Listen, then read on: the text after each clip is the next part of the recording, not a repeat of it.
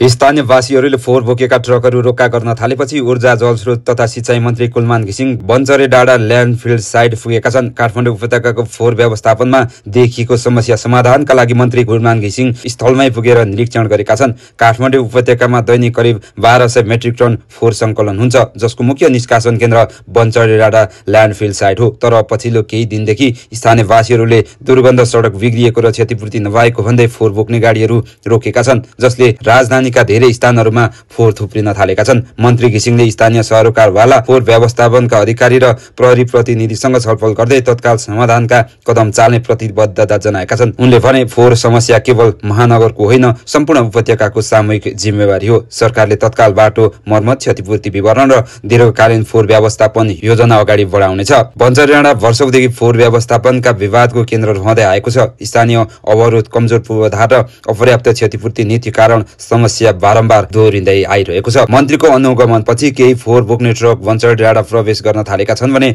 स्थानीयहरूले आफ्नो माग पूरा हुने आशा समेत व्यक्त गरेका छन्।